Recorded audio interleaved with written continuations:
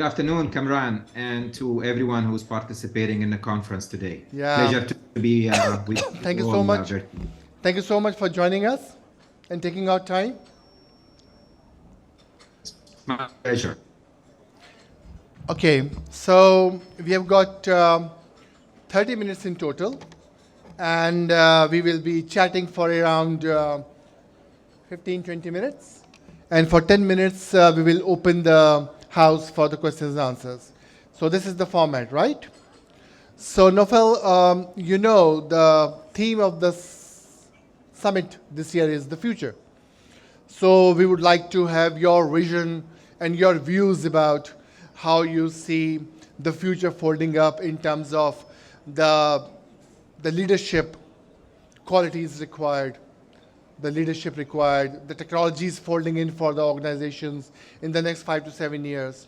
We will come to this one by one, but perhaps initially I would like you to give us a few minutes of your introduction so that we know exactly your profile and your experience. Please. Again, it's my pleasure to be with all of you here virtually. My name is Hani. I lead GBM's Digital Infrastructure Solutions Group. So this is the technology group that is responsible for our entire infrastructure portfolio, including cybersecurity, networking, software-defined data center, hyper-converged infrastructure. I've been with the company for just over 11 years now. I'm based out of Dubai, and I have lived in Dubai for the past 23 years and took multiple regional roles in the Gulf and Pakistan area, Middle East area, with companies like, before GBM, like Cisco, 3Com, among others. So it's really a pleasure for me to be participating and sharing my thoughts and hearing also the thoughts from the like-minded, experts like yourself and the others in the room. When I talked to Saqib about it, the country manager for GBM Pakistan, he had so good words to talk about you. He said, if you're looking for the person, then maybe in the whole of GBM, we have got Hani as the right person you should have. So here you are. Only because Saqib is my friend, that's all. I'm very sure, apart from that, there are other reasons that he has as well. Because he's friend to everybody, actually. Being the nice person he is, he's friends to everybody. Anyways, so, okay, Hani, so let's talk about the leadership first, okay? The way the technologies are moving, how do you see in the next 5 to 7 years, what will be the requirements of the leadership in order to manage the technologies in the best way in the organizations? I'm not talking about the technologies being used by general people, by individuals, but we're talking about organizations here. So if you can give me some views about that, your vision about that. Yeah, Kamran, it's a very deep topic, this, and clearly our role as technology leaders have changed dramatically. And like we cannot imagine the world without electricity and water, I don't think anyone can imagine the world nowadays without the impact of technology, internet, which is touching close to 5 billion people across the globe, and with more than 40 plus billion devices connected and increasing. So our role could not be broader as technology leaders, could not be more challenging, as also in the past couple of years post-pandemic and with the economical environment changes, devaluation of currencies, natural disasters, and many other trends that are happening across globally, but in particular in our region, adding more responsibilities on us. The question that I always ask myself is, do we actually have an option as individuals, as enterprises, but also as governments, not to act, not to ensure that we put our best foot forward, ensuring that we really have the best leaders in the right positions, as we are no longer just an enabler for the business, but we are an enabler for providing our countries with a critical infrastructure and a digital infrastructure that allows them to compete on the global scale. And we have seen great examples, specifically during the pandemic, of how certain countries within our region in particular managed to really compete at the global scale, managed to probably reduce the economical impact of the pandemic, and also post-pandemic, what we are seeing in terms of downturns and potential recessions in certain markets, mainly because of the technology infrastructure and the digital infrastructure that they have. And this cannot come just because you have invested in the best and greatest hardware and software, but it also comes with the great minds that will actually put the vision and benefit from that infrastructure. So I think is a great opportunity for all of us, and to utilize a conference like yours to really share thoughts and share use cases and successful examples from around the globe and the region in order to allow us to take things forward collectively as an industry. Great, thank you so much. Okay, my next question will be about the technologies itself. I know it is so difficult to predict exactly what is going to happen in the next few days, actually, not to talk about years now, as we have seen with the ChatGPT. But we have to have some kind of estimates, like in which direction are we going, what kind of technologies to prepare for, to actually adopt. I understand that we have to have broader skill set in order to adapt to any technologies.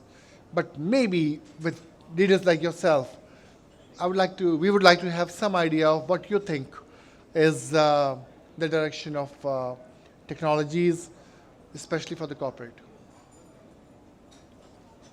Thank you, Kamran. Great question. So the way we're looking at things, and when we talk to our strategic partners and our clients around the region, there are a couple of things that are top of mind with all of them. I think number one is how to drive and accelerate and nobody talks anymore about digital transformation. I think people have realized that maybe this is an over-consumed term, and regardless where you are on this journey, everyone realized that we live in a digital first world now, and that has accelerated, and it's no longer an option for you as a government organization or even as an individual not to be in it. But this digital first world comes with its own challenges, and challenges that everyone is talking about is number one, with regards to the cybersecurity and privacy concerns. Basically, our ability as leaders to create an environment and to work with governments and as an ecosystem to create a regulatory environment that will allow us to trust the technology as we depend more and more on it. And it's a big topic that does not only just rely on the technology that we might invest in or provide, but also on how we're going to actually trust it and move forward with it. If you look at healthcare sector and how we are trusting the system by providing our most intimate data to the healthcare providers nowadays, that no longer sit on files but sit on devices and multiple clouds and governed by algorithms and connected to the internet with 5 billion users. So imagine that level of concern that we might have as we move on. But the same applies to education, which has turned to become more hybrid, online, banking, and so on and so forth. The second big thing is, and again, this is something that has accelerated tremendously over the past couple of years, is this whole notion of how can I benefit from the cloud adoption and the cloud motion that is actually become very obvious that we have no choice but to benefit from, but to invest in. And we've seen multiple organizations in the past years that are actually maybe in the past were concerned or did not believe or were conservative in their approach to cloud, have jumped into this journey and started to consume services for multiple reasons, be it the agility, be it the time to market, or be it maybe to go after new revenue streams that they wanted to compete, or they wanted to launch new services or reach new customers utilizing these levels. And I think this notion of I'm conservative, I'm not sure, data privacy, data residency, etc., is starting to fade because organizations are not weighing the benefit versus the risk of using these things. And I think in Pakistan, I understand that in the banking sector and telco sector, this is something that I've actually started to that we started to see moving rapidly in terms of the adoption.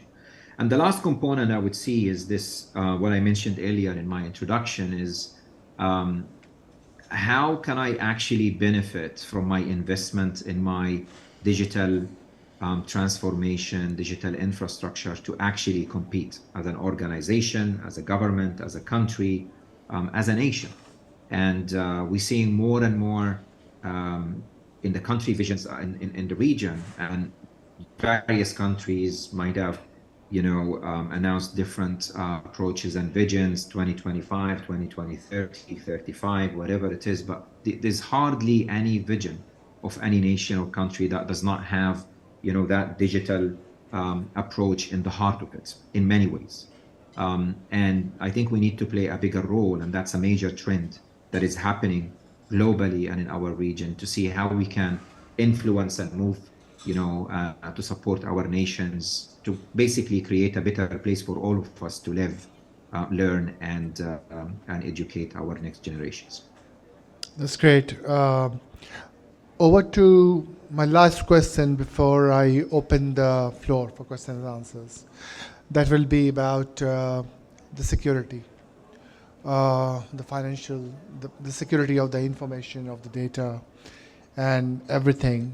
How do you see in the 5 to 7 years, if we can have some kind of an idea, the threats coming up and the kind of systems we should have in place in order to make sure that the threats are countered against? So your views about the cyber security threats and etc.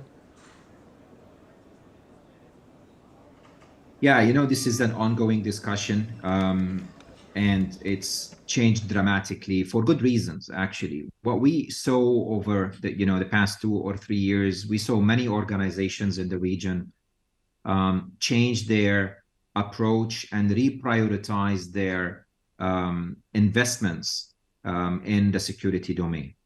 They are much more focused now, and according to our reports, and we have released our report, which is around digital trust back in 2022. It's available on our website.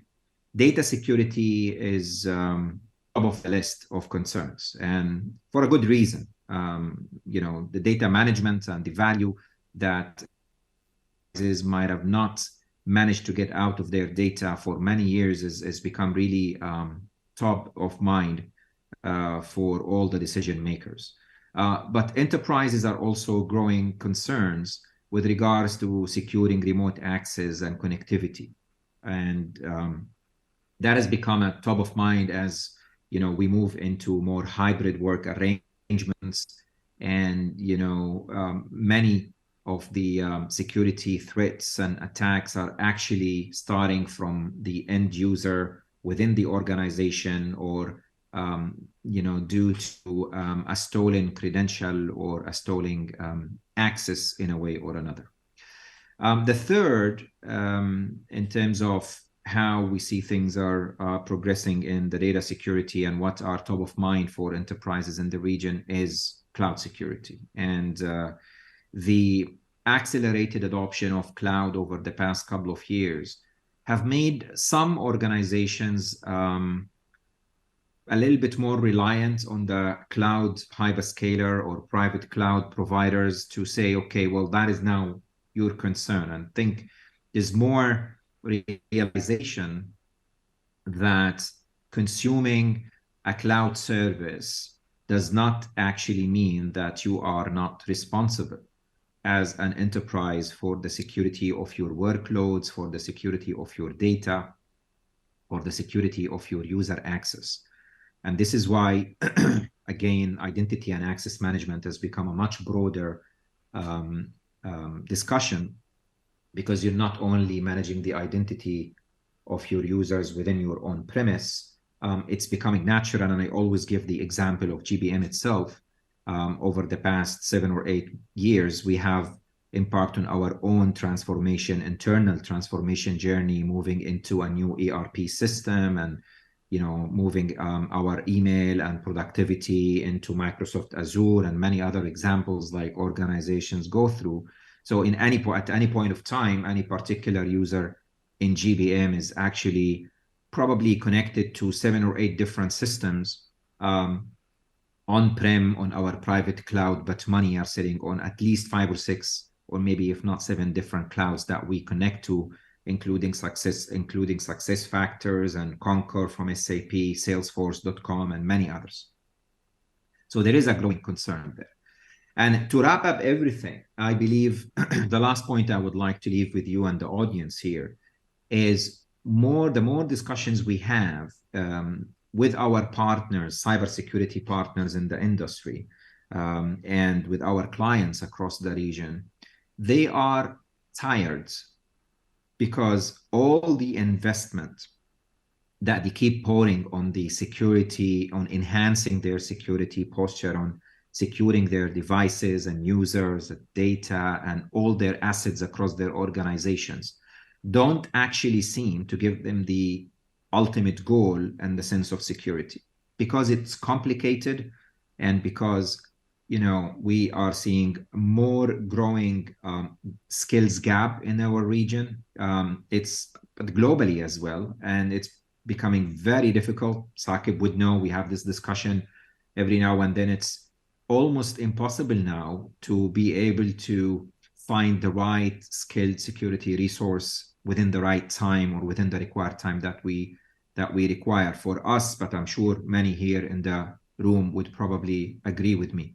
So as an end result, clients are saying, look, we don't really want to worry about this complexity anymore. We want to be able to say, to someone, come and take care of this complexity, ensure that, you are providing me with the ultimate goal, taking care of everything I have mentioned earlier, from the, growing cloud security concerns to identity access to data, etc., and provide me with sort of like a managed service that is based on automation, orchestration, highly automated, and augment as much as possible my resources and my tools to basically commit to me for the I want this. I will be able to take my money and invest on the core business that I have, whatever type of organization I am. So that's, I think, gonna continue. That's why you saw many security vendors in the past couple of years moving from the traditional endpoint detection and response into, XDR and MDR, detection and response. And I think that notion around automation and the security detection response on the reactive but proactive side, and moving more towards a managed service, security service approach, is definitely the way we are taken, but it's definitely the way we see the security domain heading to in the years to come, Kamran. Thank you, Nofal. Thank you so much for your comments. The floor is now open for questions. Perhaps we will have the next 5 to 10 minutes. I see one hand there.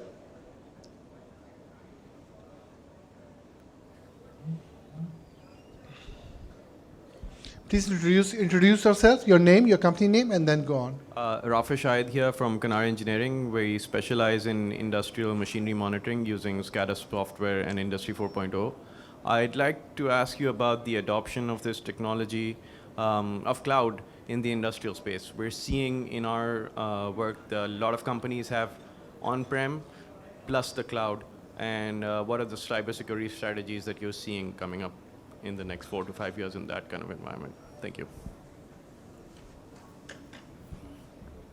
Thank you very much. That's indeed a very important topic.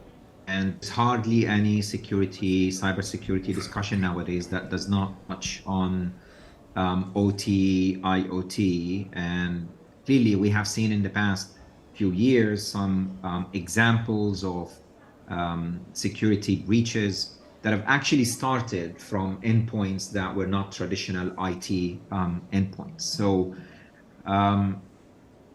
as the automation spreads beyond the traditional IT, moving into, and I don't think it's just the SCADA systems. I don't think the industry is just concerned only about the SCADA system, but it's actually moving beyond to cover the entire automation of the industrial systems. We see a couple of things. We see, number one, organizations are trying to move the compute power closer to the decision-making platforms. So if you are an oil and gas company, for instance, we are engaged in discussions with oil and gas companies that are talking about moving the compute power to the edge because they want to be closer. Whether you are a car manufacturer that want to move more towards the robotics investment that you have on the manufacturing floor, or closer to the offshore wells that you have as an oil and gas company, etc. So that is one thing. There is a great deal as well of what and how you do with the data once you are extracting all of this. So you see a lot of investment not only on the edge compute side, but also on the analytics that happens with the data that you collect from those sites. And this is when, to your point with regards to cloud services, that might actually augment that investment on edge computing. And of course, security is end to end, right? It's from the side of all of that, OT, IoT environment, all the way back to the core. So a couple of things here we are heavily engaged in across the region. One is, to complement the infrastructure, as I said, and there is much more around that. But also, in particular, with regards to security, a lot of our clients are saying, how can I build a cyber security operation center, that will actually cater not only for my traditional IT environment, but for my OT environment? How can I run threat hunting on the OT side of things? How can I actually connect to feeds that give me information related to what's going on in the traditional OT, IoT environment? And those are big discussions now. I don't think I have seen in the past maybe 1 year as many newcomers to the region in the security domain as I have seen around the OT environment. I mean, you don't see anyone coming with any traditional cloud security, etc., maybe some organic growth within some big companies. But I could count probably at least 10 new niche organizations that have arrived, or technology vendors that have arrived just in the past maybe 6 or 9 months, all focused on OT security. So this is a big thing, and it's going to continue in the next couple of years to come. And we're going to have to elevate our knowledge and experience to be able to cater for that, like we have catered for the IT environment as well. Thank you so much. The time is over now. I would love to have more questions, but perhaps we have to move on. Thank you so much, Hani, for being here with us today. I had been told you have a very busy schedule. Perhaps you have another conference today. But thank you so much for taking out time and enlightening us with your vision. With that, we conclude this session. Yes, please, Hani. Sorry to interrupt. I just wanted to say thank you very much. It has been a pleasure. And I hope next time to be with you in this conference in person.